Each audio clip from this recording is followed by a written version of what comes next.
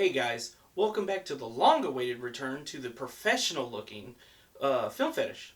I totally forgot the name of my show. It's been that freaking long. Now we got the beautiful backgrounds, we got the great lighting, my shithead cinematographer has returned to me. He's back there, licking the lens as we speak. So today, for our grand return, we're going to mix it up. We're going to get religious in all the wrong ways. You clicked on the thumbnail, so you know what we're here to talk about. We're going to talk about a man named David A.R. White, who at the age of 19 moved to Hollywood, got a few unknown roles. He's the helicopter pilot in that movie Outbreak from the 90s. Check it out. He's so cute, little baby face. What most people didn't know at the time is he's like hyper religious. To the point, his love for filmmaking and his love of God combined into him co-founding a company called Pureflix, which as of 2014 made $200 million in revenue from their shot very low budget films. You may know some of them. A little unknown film known as God's Not Dead. Only one of the highest grossing movies to hit theaters in 2014.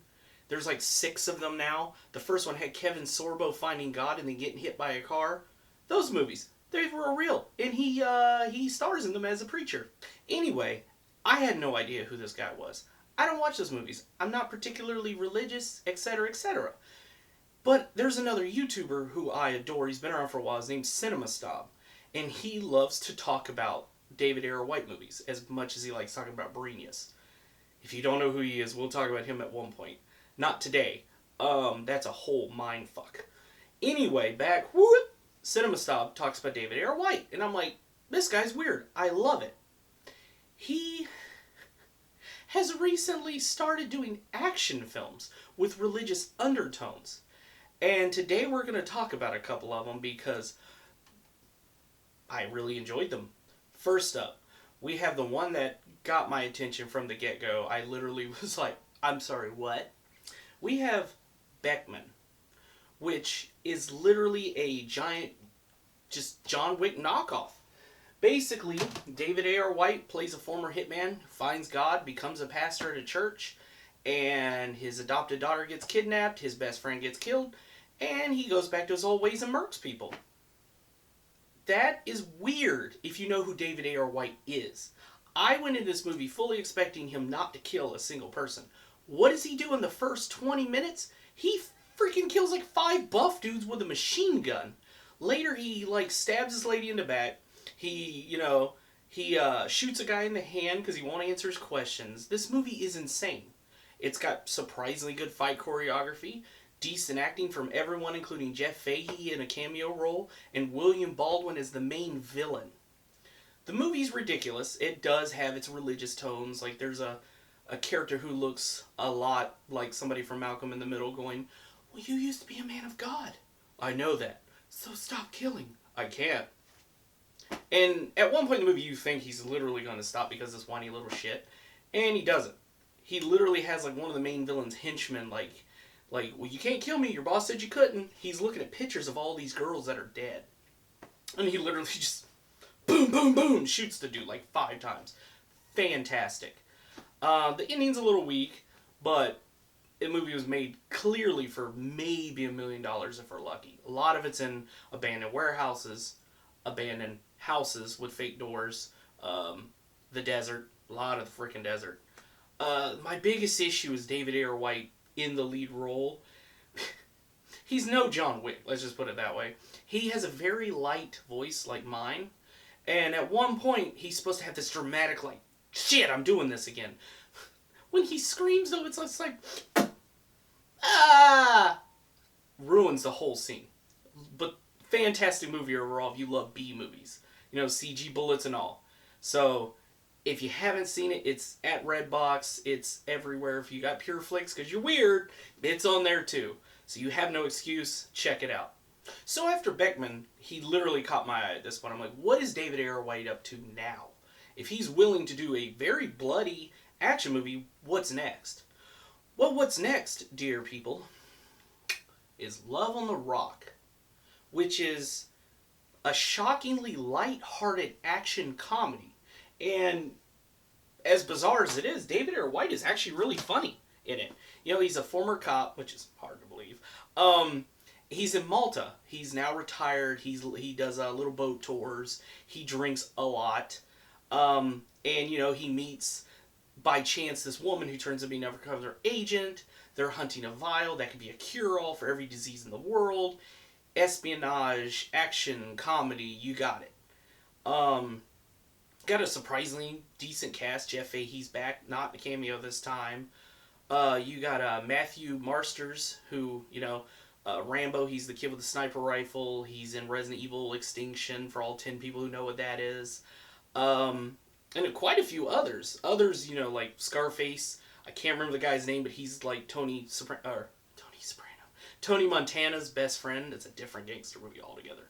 And, great cast. For the most part, pretty good acting. A lot of foreign actors in this one, and you like, what? Fucking subtitles, please. The ending's really weak, because, again, they went lighthearted. So, there's only a one-person body count. The ending's really bizarre. Like, they're just like, oh, by the way, the villain's not in charge anymore, so you guys bugger off. And the good guys get to keep the vial. I'm pretty sure every government agency in the world would be on their ass at this point. Fight scenes are short, but really good. A lot of great jokes. Like, at one point, he has his buddy bring him a bunch of guns. And he's like, all right, this will work. Where are the bullets? What do you mean? Where's the bullets? You asked for guns. You didn't ask for bullets. If I ask for guns, they kind of need bullets. And at this point, the big henchman shows up. And he's just like, come and get me. And he's just like, this is why I need bullets. Great scene. Like, shockingly funny. If you like those old movies from the 90s, like, the Three Ninjas, or the movies that star Hulk Hogan, you should find a lot to enjoy here. Just go into it knowing it's very low budget. There's a couple of, what do they call it, ADR stutters. He's like, where's your 9mm? Like, stuff like that. They left that in the cut. Yeah, so find it. Same exact thing. You can find it on Pureflix. It's not a Redbox. I actually couldn't find it online except Amazon digitally. That thing's like a weird, like, sort of real bootleg thing I found on eBay. So, if you can find it, check it out. It's a lot of fun. Last one's kind of a cheat, just because it was so cheap they put it in a trilogy pack for $13 on Amazon. Got the Rona now. Anyway, there are a series of films based off of the Book of Revelations. God will take the people that are worthy with him to heaven, leave the rest of us on earth to be damned. Pretty sure that's what's happening right now, so, David A.R. and Kevin Sorbo is about to show up at any point. Anyway, first film, David A.R. a traveling salesman who sells bulletproof vests. He runs into Ray Wise, who's a really religious nut job. Blah, blah, blah, blah, blah. He kills a couple of bikers in self-defense. Turns out he is ex-Special Forces. So hard to believe. Very low-budget film. The entire time, there's these weird, they couldn't afford lightning effects, so they flash on screen. It's really bizarre, and they make annoying noises. If you have epileptic seizure issues, I can't recommend the first one. Anyway, so at the end of it, people literally turn into little orbs and float away. David A.R. is not one of them. Cut to the sequel. Pretty much the same fucking movie. Bikers still after him. Now it's just the people that are left. It's very much like Mad Max 1, where it's just like, well, the world's definitely fucking over, but it still looks pretty good. We can still wash our cars, our grass is cut perfectly, David A.R. is still brooding. And then we cut to the third film, which goes like full fucking Fury Road. And it's just like, now it's fully post-apocalyptic. David A.R. looks amazing. He's got like a big trench coat. He's wielding guns. He rescues like this little girl from like the bikers. He unfortunately runs into this town that is ran by a very strong Australian accented Kevin Sorbo. That is so terrible, it's almost orgasmic. Anyway, great fight scenes, much better action. His car looks amazing. They got, the armor plate and shit on it. Yeah, overall, it's a weird mixed bag of trilogy films. And if you haven't seen any of them, dude, they're dirt cheap. Or you can literally go watch Cinema Snob and he reviews all three of them, and it's funny as crap. Weird choice for a trilogy for a man like him. But, again, with his other two movies, they're just as fun. You can't go wrong, especially if you have alcohol and or like marijuana. So there we go. there's my whole episode about the fantastic, mind-boggling man that is David A.R. White in the films that I'm like, eee!